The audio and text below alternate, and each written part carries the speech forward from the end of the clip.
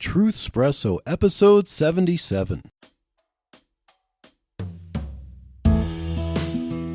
Face it, we all would rather sleep in this morning. That's why God gave us espresso, to kickstart our zombified corpses into hyperdrive. And now, giving your mind and soul the morning shot of truth it craves. This is Truth Espresso with Daniel Minnick.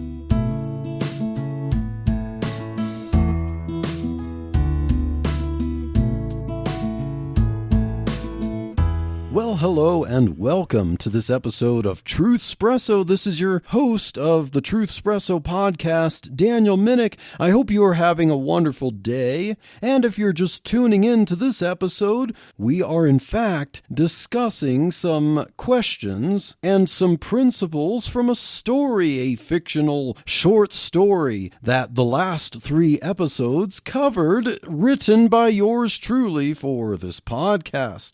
And so, as I often do, I recommend that you listen to previous episodes just to get a good handle on and a background for this episode, because it's not going to make much sense if you simply start listening to Truth Espresso from this episode without listening to the prior 3 episodes, because that is the story, the tale of the Superblians that we are going to break down and discuss. In this episode, we're going to look at 4 biblical lessons from the tale of the Superblians. And so if you haven't listened to the tale of the Superblians, parts 1, 2, and 3, which are the 3 episodes prior to this one, go ahead and stop the playback of this episode. Just do it right now and go listen to the tale of the Superblians. Because if you don't, well, bad things could happen. Like you don't understand what we're talking about in this episode.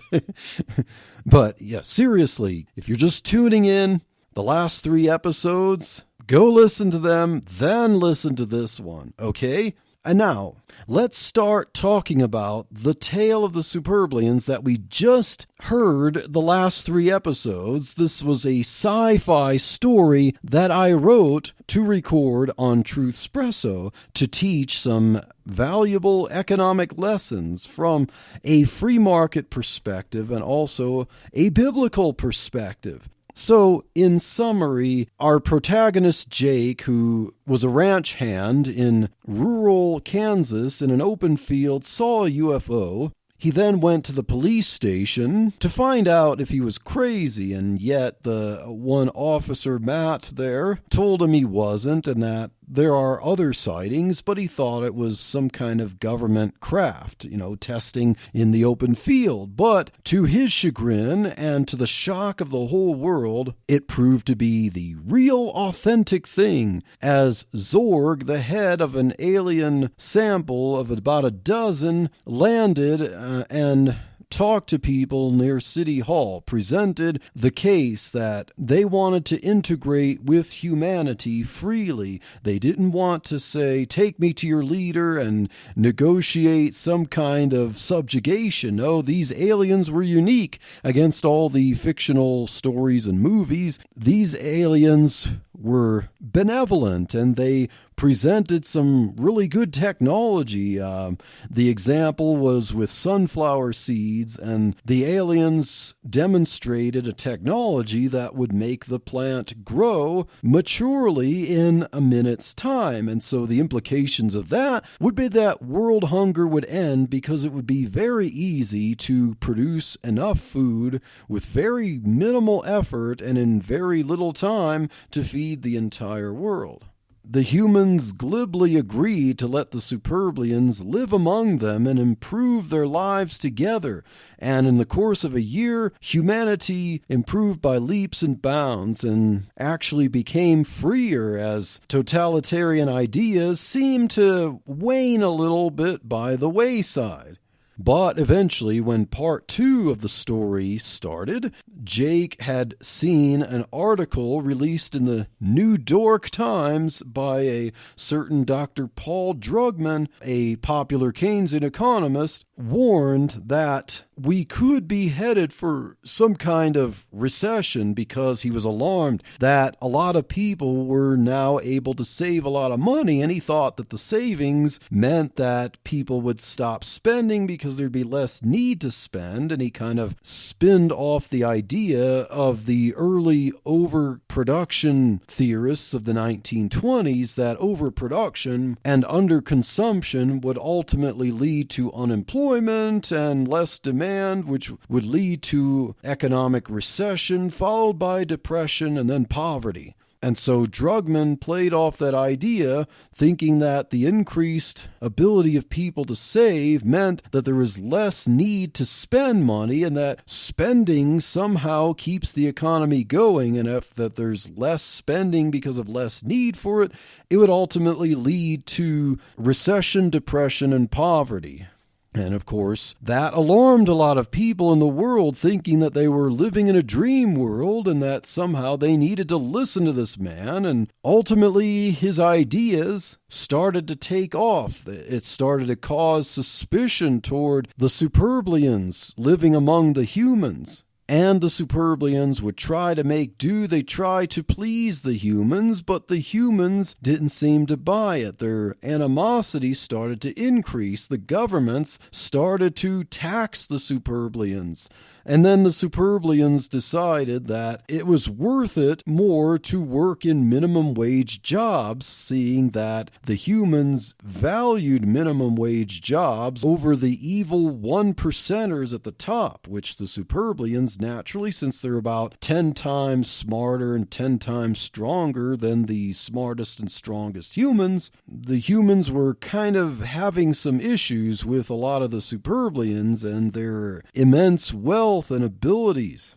And so the Superblians started to shift into the minimum wage jobs, but then this caused problems because that meant that fewer humans looking for their first jobs were getting rejected in favor of Superblians. And so the Superblians just simply could not win no matter what they did, because since they were better than humans, the humans now with their renewed mindset geared toward equality of outcome and politics would not give the Superblians the time of day. And so after hostilities started to arise and the peaceful Superblians just could not get the humans to like them anymore, and then protests and riots started to develop, human-caused, the Superblians eventually decided that it was time for them to leave, and so the Superblians left after 2 years of living on Earth, and then with them, the newfound prosperity that they had introduced started to dissipate on Earth.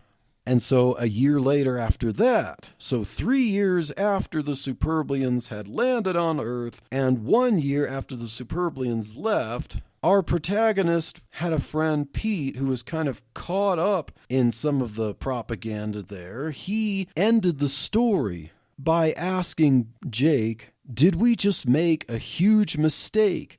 Those unsettling words provided an apropos ending to our tale of the Superblians. The intention of my story was to teach economic lessons that I believe are biblical, lessons such as private property, actual ownership of things, free exchange by supply and demand and prices, that savings are a good thing and that they don't destroy the economy, and that central control, such as proposed by Dr. Drugman in the story through means such as fiscal stimulus and monetary stimulus, are neither necessary nor biblically warranted, and that they are destructive to the economy. And my intention in this episode, after reviewing the tale of the Superblians, is to demonstrate and explain why that is the case. And so for this episode, we want to look at 4 biblical principles from the tale of the Superblians. And so biblical principle number 1, I would like to make this claim: the Bible favors private property. Now, just what is private property? Well, it's the idea that an individual human or several humans together can agree and actually own something such that if someone else were to try to take this without the approval of the person who owns it, that would be stealing. And for the justification for this biblical principle that the Bible favors private property, I present Exhibit A, Exodus chapter 20, verses 15 through 17. This is from the Ten Commandments. Thou shalt not steal. Thou shalt not bear false witness against thy neighbor. Thou shalt not covet.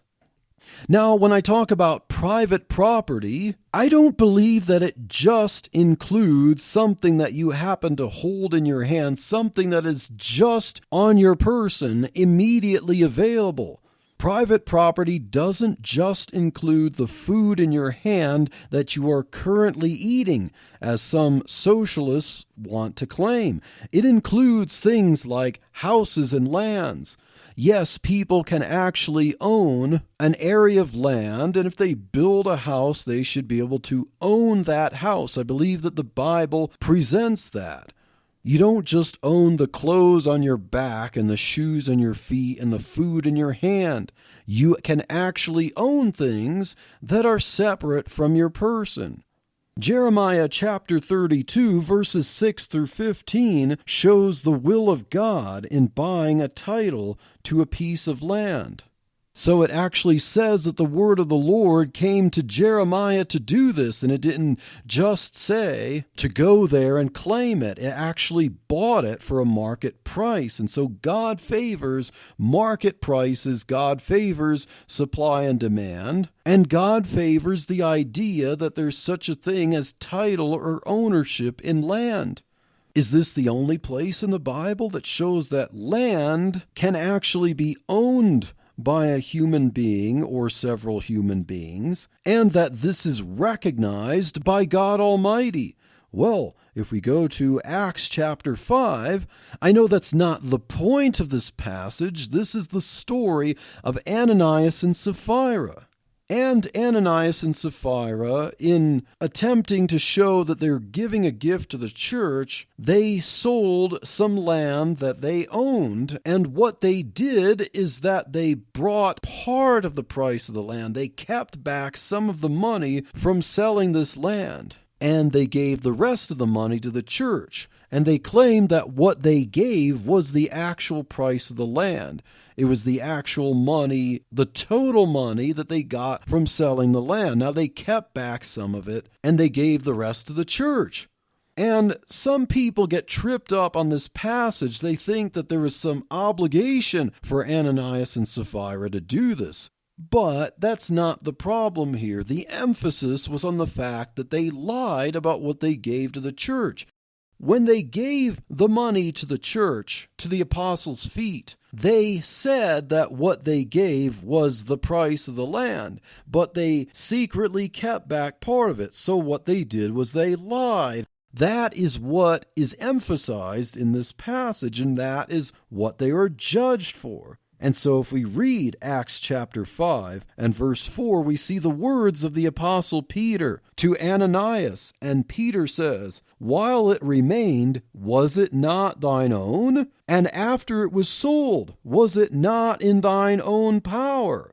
Why hast thou conceived this thing in thine heart? Thou hast not lied unto men, but unto God." And so even the apostle Peter recognized that Ananias and Sapphira actually legitimately owned land, and that they can actually sell the land for money. And Peter himself says that they owned the land, and that when they sold it, it was within their power to keep that money. But the problem was that they lied about the fact that they gave all of it when they didn't. That was the error, and that's why they were judged by the Holy Spirit. They lied to God. So their offense to God was not that they kept back some of what they should have given by obligation. No, Peter flatly says that they had no obligation to give this at all. They had no obligation to sell the land. They owned it. It was their choice. And then once having sold it, they had no obligation to give any of the money. But because they dared to lie to the apostles about how much they gave, about the price of the land itself, that was what they were judged for, lying. And so God fully approves of the idea that people can own land and they can sell land. They can buy it, they can own it, and they can sell it. And so the Bible flatly, clearly, and obviously favors private property. There are plenty of other passages I could bring up, but these are the most obvious because a lot of socialists have problems with the idea of people being able to be unequivocal owners of land. They think that there somehow has to be only some kind of collective ownership of land. That really is government ownership, where a few elites get to say what things are done with the land, but that they just don't want freedom for people to be able to own land and buy and sell it. But the Bible recognizes it and God approves of it. Now, the Superblians in the tale of the Superblians owned the technology that they offered. The humans had to agree to the terms that the Superblians offered to receive and own some of this technology. The agreement was not in any way coercive. It was mutual and it was free. The only terms that the Superblians desired were that they get to live among the humans and participate in the economy on Earth. Both humans and Superblians owned businesses and could hire employees as needed or sell businesses. They could buy and sell products, they could buy and sell land, they can buy and sell technology. And so the Bible favors private property, and that's what I wanted to express in the tale of the Superblians.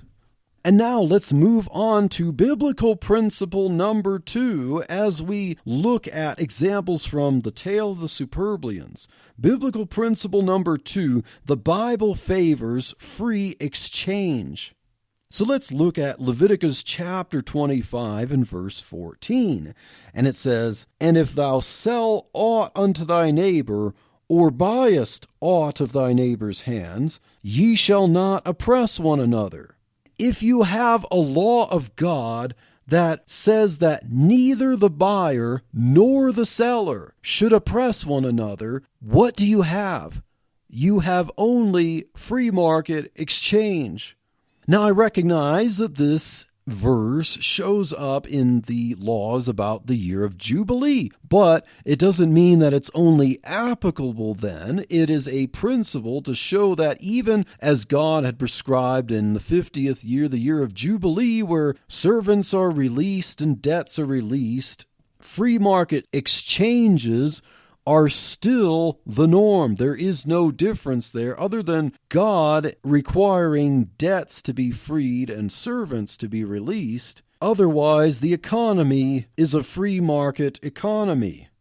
If you say that, well, then you're not truly teaching free market economics. Well, God is the one who created us, and God's the one who created the economy, and so it's free market in as much as God creates the general principles. Now he can set special rules for his people, Israel, and there are some good principles from those laws about the morality of forgiving debts and not charging interest to family members and so on and so forth.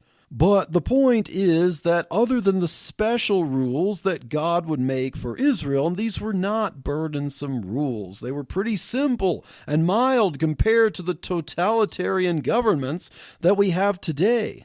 But neither buyer nor seller should oppress one another. That means that the natural prices from supply and demand would determine if someone is oppressing one another. And so this is a complete free market exchange. If one person has control over the elements of supply and demand, and to such an extent that he could coerce the other side against the mutual agreement, then there's oppression. So it's not just the seller who can oppress. Let me reiterate that. Either side can oppress.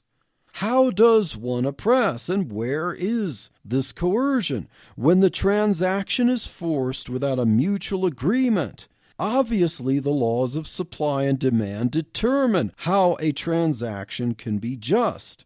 A free market is the most natural application of the principle of unoppressive buying and selling.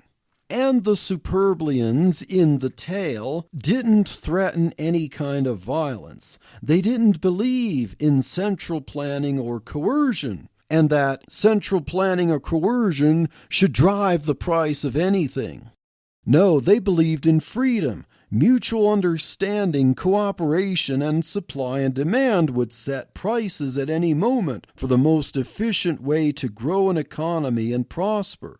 The Superblians lived this way on their planet, and their economy could grow by leaps and bounds.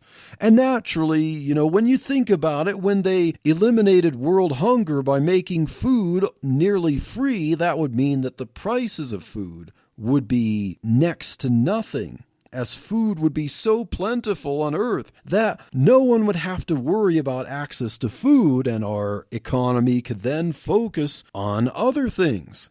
And so the Bible clearly supports free exchange, while a lot of socialists think that only sellers can oppress, and that all the rights must be in favor of the buyer, and that always the buyer is oppressed by somehow phantom high prices, and that somehow the laws and the governments are constantly having to push for greater and greater regulations to make sure things are somehow in favor of the buyer, even when the laws of supply and demand and profitability mean that prices have to be certain levels. The idealists in government and the socialists are always constantly trying to work things in favor of buyers.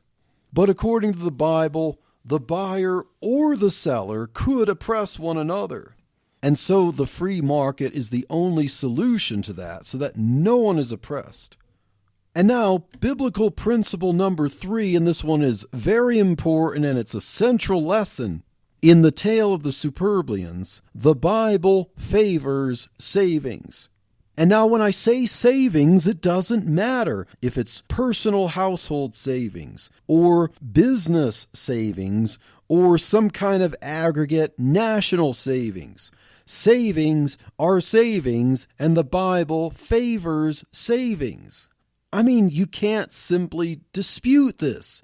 There are plenty of verses in the Bible that make the case for saving money, passing inheritance, down from parent to children. That's a good thing. Saving for hard times is a good thing in the Bible. In fact, if we look at an example in Genesis chapter 31, this is where God gave Joseph the interpretation of Pharaoh's dream about the 7 fat ears of corn and the skinny ears of corn, and the dream about the 7 fat cows and the 7 skinny cows eating the 7 fat cows. And the interpretation was that there would be 7 years of plenty, of prosperous growth in agriculture, but then there would be followed by 7 years of famine. And so what was the solution? Now, unlike Dr. Drugman's policies that savings are bad and that we need to get people spending and using resources, Joseph instructed Pharaoh to save during the 7 years of plenty to handle the 7 years of famine. And so it's a good thing to save in the present so that you can spend in the future. This is a very biblical principle. Yes, I know Joseph and Pharaoh had the hindsight from special revelation about the famine, and so they could plan adequately for that. And so you think that this might not be an applicable illustration for that principle. But consider this. If you don't know that there will be a famine and you have that uncertainty, how much more should you save for something you can't even expect? And now let's look at the idea of savings, because sometimes in modern economics, in the ivory tower of academia, savings gets a bad rap. Because of the prosperity the Superblians brought through their strength and intellect, people could afford more stuff with their money. A greater supply of goods and services meant money could buy more. This led to more people being able to save more money and pay off their debts. There was more financial security. Increased savings are the seedbed for some people to invest in things that could potentially improve lives even more. But Dr. Paul Drugman in The Tale of the Superblians gets leery of too much savings because he thinks it indicates that economic activity is slowing down and could spiral the economy into a depression. As a follower of the Keynesian school of economics, Dr. Drugman believes in something called the paradox of thrift, or the paradox of savings.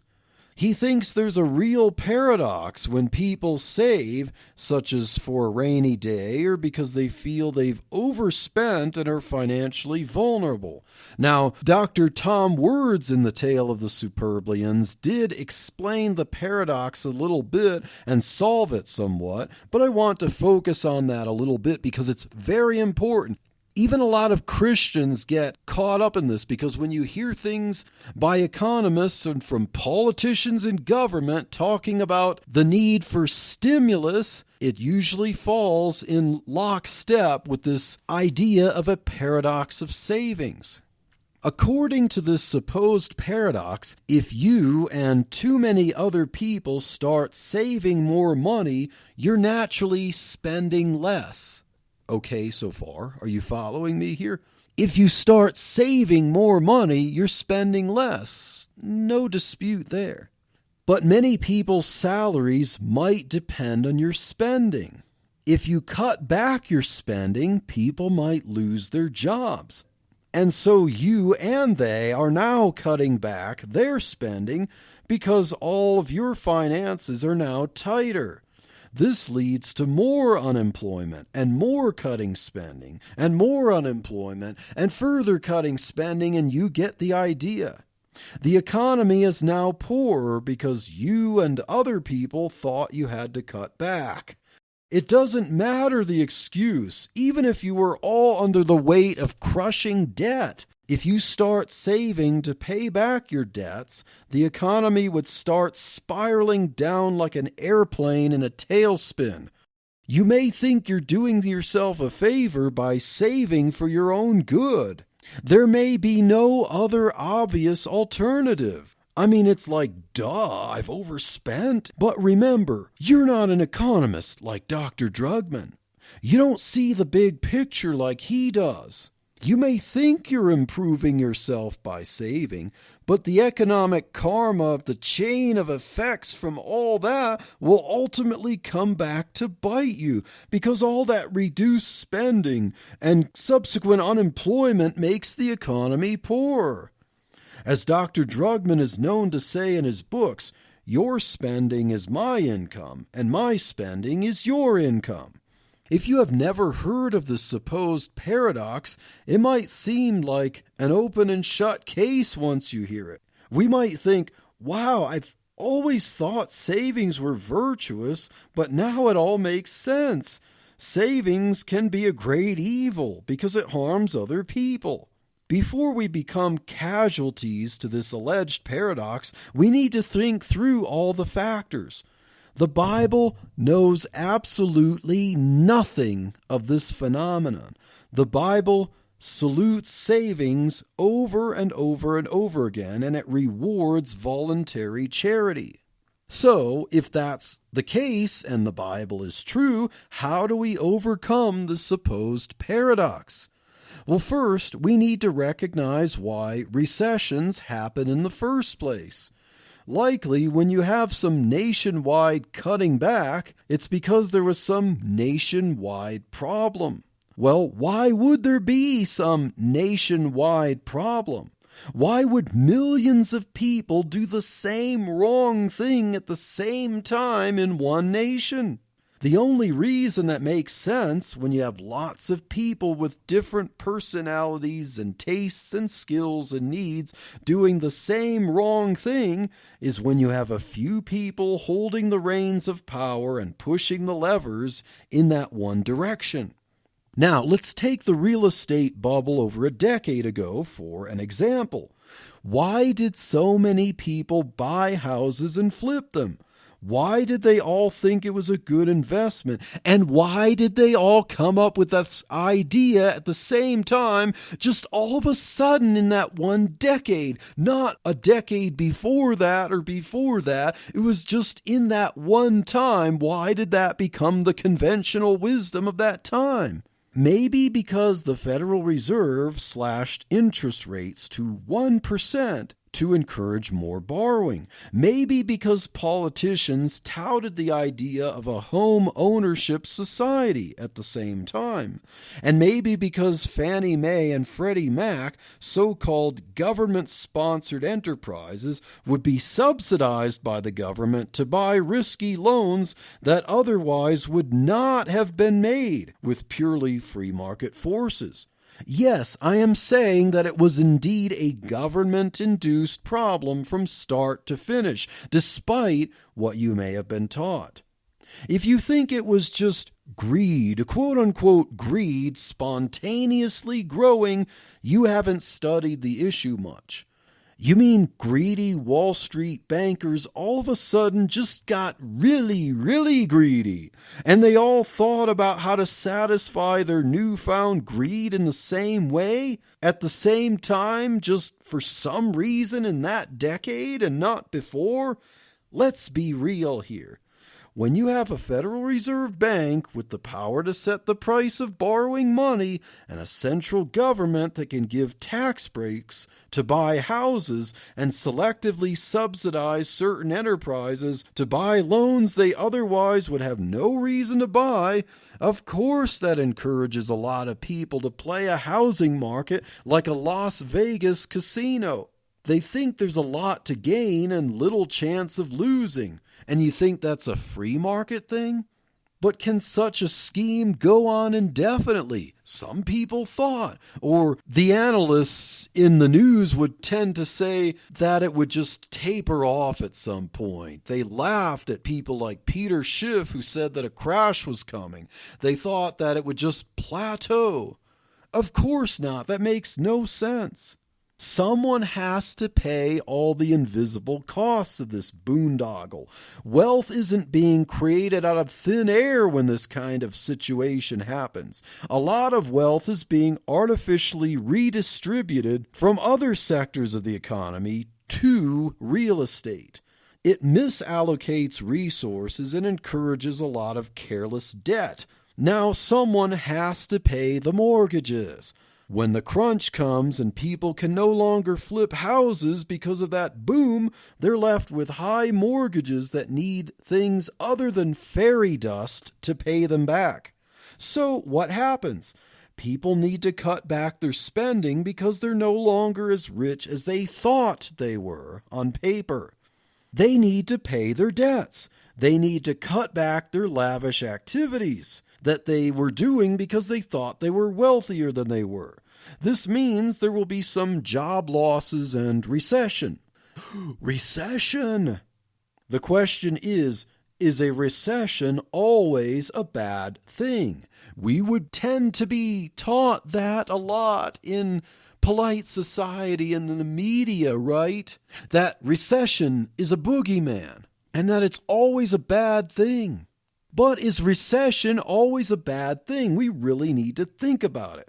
If the cause of the recession was bad activity, like unsustainable investments, then the recession itself is the cure to that bad activity.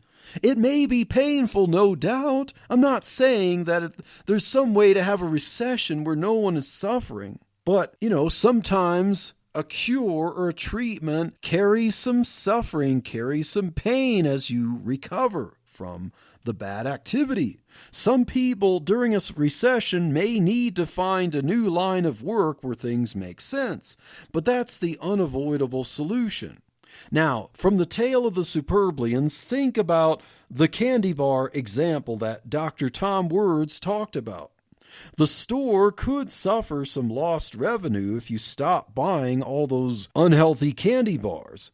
But it's obviously better for your health for you to recess on that spending. Sectors of the economy can only be profitable if they're sustainable for the long term, not some big bubble waiting to pop. Now, let's unwind the paradox of savings. When people cut their spending, yes, that can cause some difficulties in sectors of the economy. But remember what Tom Words explained. Savings are really deferred spending. Savings don't simply evaporate into the ether as some activities retract.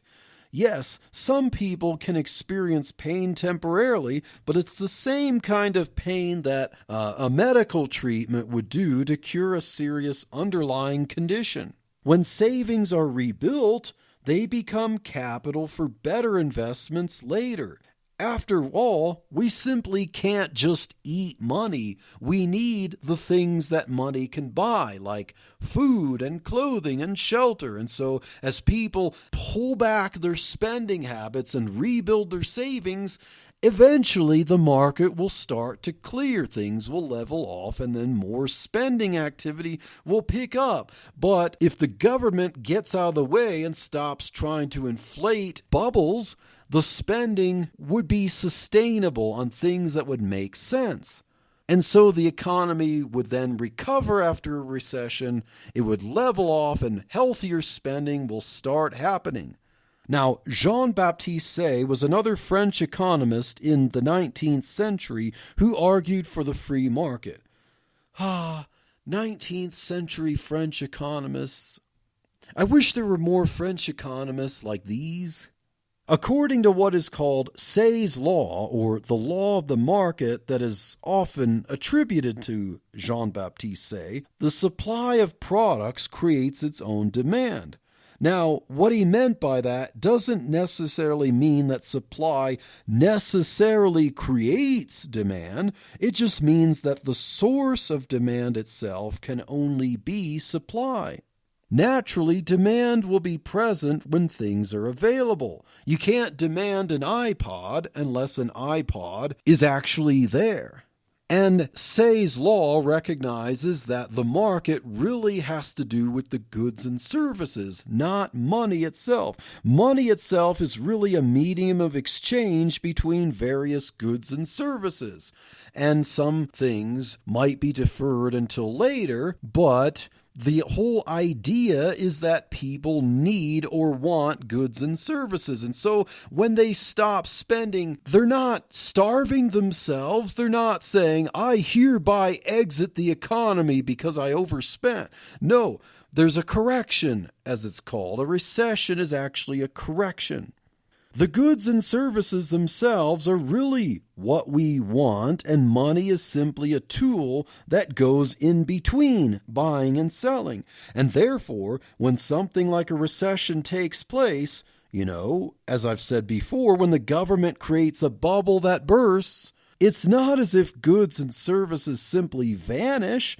It's that things that were allocated wrongly need to shuffle around to new owners that would likely make better use of them. And some people have to accept some losses, unfortunately.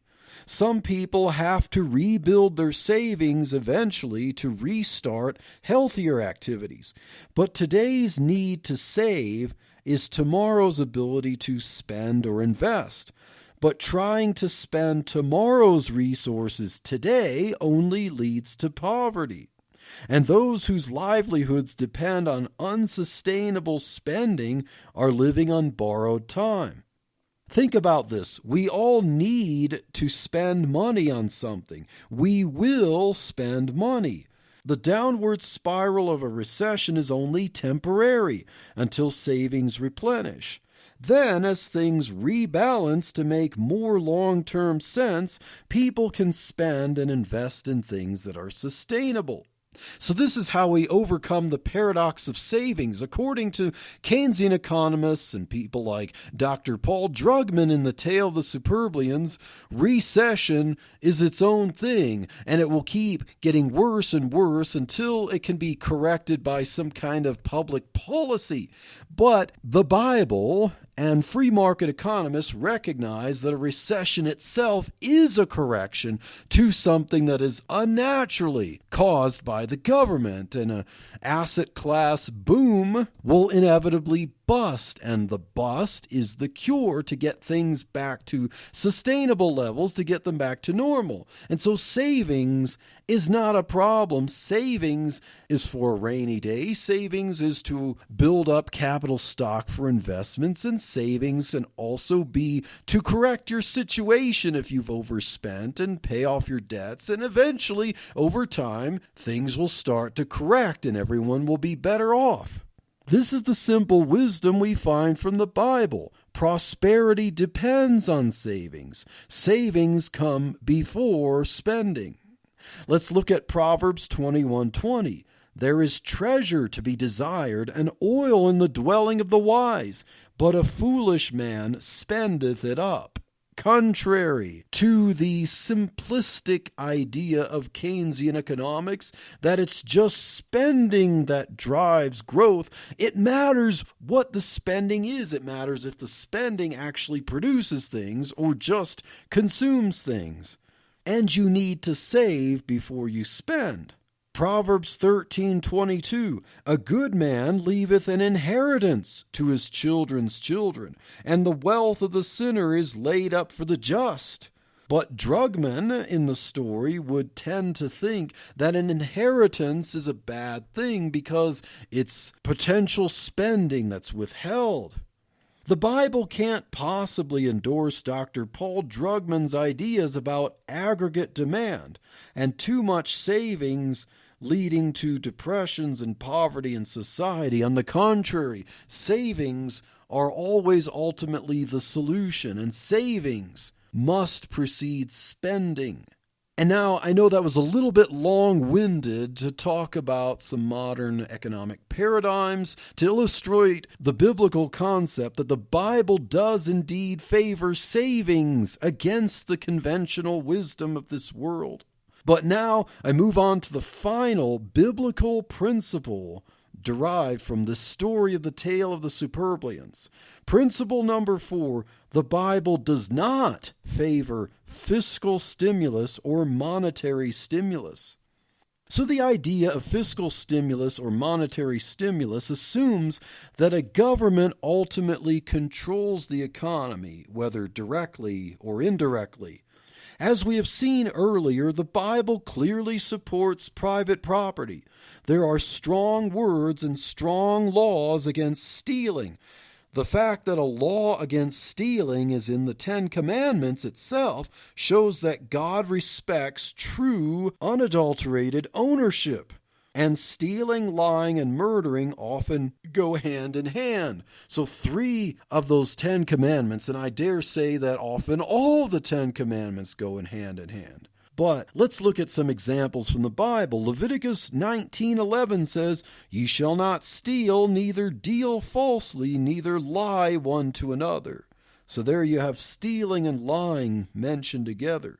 Jeremiah 7:9, "Will you steal, murder, and commit adultery, and swear falsely, and burn incense unto Baal, and walk after other gods whom ye know not?" So there you have stealing, killing, adultery, lying, and idolatry all mentioned there. So the people of Israel who worshipped Baal started to break a lot of God's commandments.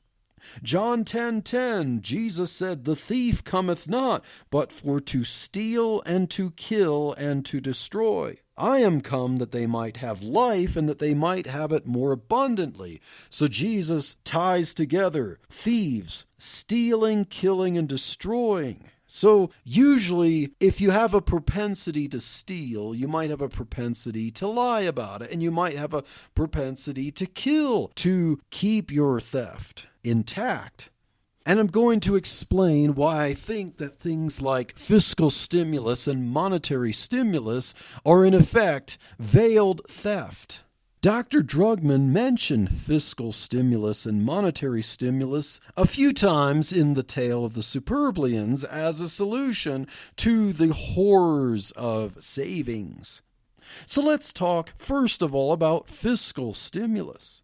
Fiscal stimulus usually takes either of two forms: cutting taxes or increasing government spending. Of course, I would be in favor of the tax cut solution if it were just simply pure cutting taxes. Government's too big and steals too much in taxes as it is. Simply cutting the robbery, as I would believe it to be, and giving people back more of their purchasing power that they earned through their labor is just and biblical. But too often governments will only increase spending, which is simply more theft, in my understanding. Sometimes governments will cut taxes but increase spending with it, which results, unfortunately, in even higher deficits and borrowing. That's not ideal either. When the government spends more money, it redistributes what it steals in taxes to give to preferred recipients. Usually, since there are no realistic market forces determining the costs, the government will overpay for things, naturally. And since they don't have to take risks or be profitable, why worry about bad investments with other people's money? Remember, if you listen to the episode where I interviewed Dr. Sean Rittenauer, he worked for 2 years at the Bureau of Labor and Statistics, he heard things like, well, it's good enough for government work, or we don't have to turn a profit, because they were paid out of tax money, which is essentially coercive. And so when the government simply gives money from taxes and spends more in the name of fiscal stimulus, and they give to various pork barrel projects, the insiders make out like bandits off of the backs of taxpayers who involuntarily funded these endeavors. Now, what is this other than theft? The Bible is unequivocally against this kind of theft and exploitation. Remember Amos 3 verse 10 from the last episode. It says, quote, "For they know not to do right, saith the Lord, who store up violence and robbery in their palaces," unquote. And so this is what God says about governments. They don't know to do right when they store up violence and robbery in their palaces or in their chambers of Congress or in the White House. So that's fiscal stimulus. Normally, government just spending, thinking that they need to buy things on behalf of people who cut back their spending. So now let's talk about monetary stimulus. This is where the real wizardry of modern unbiblical economics happens. The government, via the Federal Reserve, controls the supply of money and the issuance of money. In other words, legalize counterfeiting for me, but not for thee. Because of this, when a recession happens, we may see things like rate cuts, quantitative easing so-called, or other means of creating new money. Remember that the Federal Reserve cut rates down 1.5% in response to the COVID-19 pandemic early on. The idea is that economic activity would slow down and that people might need easier credit to spur economic activity. You know, it's all about spending, and if people cut back on spending, things go into a tailspin. And we can't have that. Of course, that's not what would happen. But people have been led to think that. So now we turn to the government. The government's got to spend on our behalf. The government could do that because they don't have to worry about profit and loss and making money from an honest day's wage. And so they have the tools to spend when we can't, when we're overspent. And when bad things are happening, we need them to spend money. And so how do they do that? Well, the Fed can cut rates to help us spend too. Or the idea is to encourage us to spend even when it wouldn't make much sense. We need to save.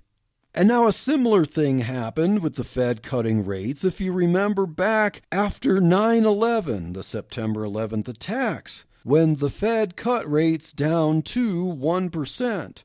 And President Bush tried to encourage Americans that going to Disney World and shopping was the patriotic response to terrorism. Of course, with monetary stimulus at the helm, what happened? We did our alleged patriotic duty and inflated a real estate bubble. And remember, as I talked about in earlier episodes of Truth Espresso about inflation and banking and interest, none of that has anything whatsoever to do with a free market. Interest rates are the price of borrowing money. All prices should reflect supply and demand in the market, including the supply of money itself. A transaction is unjust if it is controlled on one side, as we saw. The buyer and seller cannot oppress one another.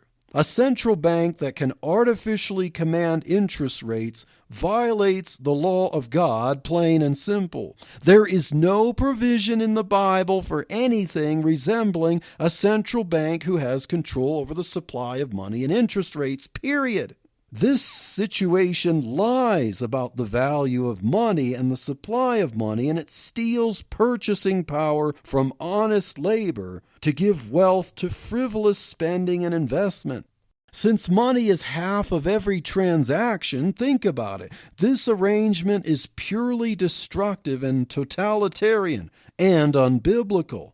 If we don't like hand-picked technocrats controlling sectors of the economy, we should be even more against a small panel of hand-picked technocrats controlling the supply of money and interest rates.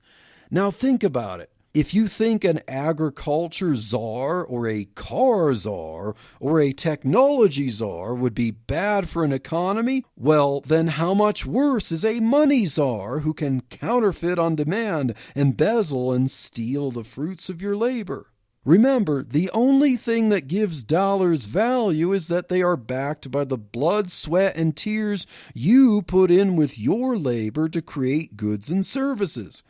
A counterfeiter can steal wealth by printing extra units of money to buy up things people worked to produce. And a central bank like the Federal Reserve is exactly the same as a counterfeiter, and the government benefits from this institution. If you have listened to earlier episodes of Truth Espresso, I hope by now you can see the Federal Reserve for what it really is, a legalized engine for theft, bribery, and lies. There is nothing, absolutely nothing, even remotely biblical about it, period. Proverbs 28 verse 8 talks about one who by usury and unjust gain increases his wealth. Proverbs 11 verse 1, a false balance is abomination to the Lord, but a just weight is his delight. Proverbs 16:11, a just weight and balance are the Lord's. All the weights of the bag are his work. Lying, cheating, and stealing through a monopoly on the supply of money, creating inflation, controlling interest rates can only result in false and unjust balances. The scales are always in favor of the governments and the banks and not in favor of the honest laborer in the exchange, as their robbery is stolen through inflation and spending by the powers that be. All forms of so-called monetary stimulus, such as Dr. Paul Drugman in The Tale of the Superblians would propose, are abominations to God. They destroy freedom and they steal. The ideas behind them are not Christian at all. Dr. Drugman in the story thought both fiscal and monetary stimulus would be necessary means to quell recessions that he thought would happen when people saved money. Now, I intended my Tale of the Superblians to show that freedom and respect for God's laws of property, free exchange, and voluntary charity are what lead to prosperity. Governments naturally seem to go against the grain of this. And what's taught in universities that are funded by government naturally teaches things that favor government control of things. The bigger they are, the government, and the more control they have, the more they seem to violate biblical principles of economics. The economics profession is filled with the ideas of John Maynard Keynes and socialism that are exactly the opposite of biblical economics. Dependence on government as the solution to problems in the story led to protests and riots. Most people ultimately turned on the benevolent Superblians because they allowed ideas of so-called fairness and equality to fuel the fires of hatred and class warfare. Instead of freedom under God's simple rules being the source of justice, people thought society had to be engineered by some kind of central planning. Over time, people became suspicious and resentful toward the Superblians. Instead of appreciating how the Superblians drastically improved their lives, people became envious of how superior the Superblians were. They ultimately harmed the economy and themselves by punishing the Superblians for being too prosperous.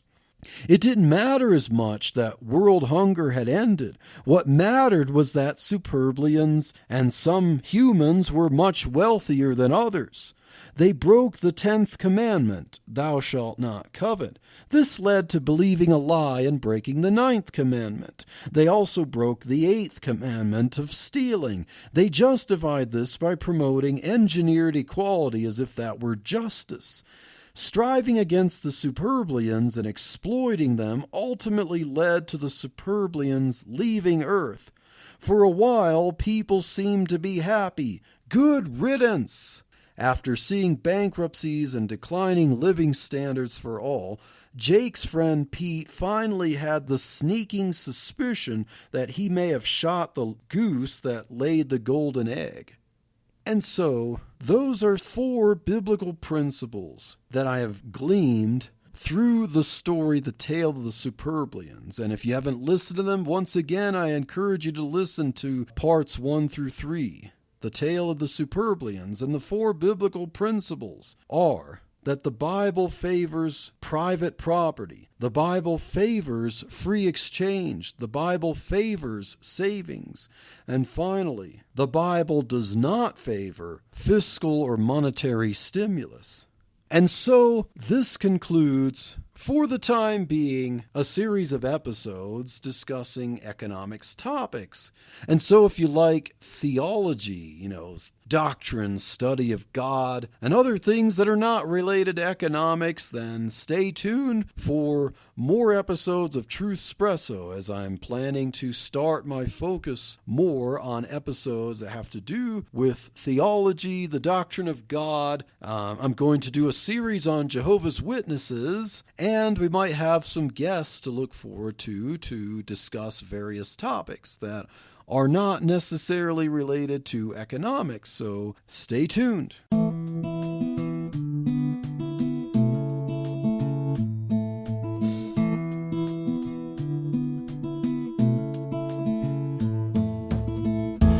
Thank you for waking up with Truth Espresso. Good morning, and God bless your day. Hey friends, Daniel Minnick here again. If you liked waking up to this episode of Truth Espresso, I would really appreciate it if you would rate it on Apple Podcasts, Stitcher, or whatever application you use to listen to Truth Espresso.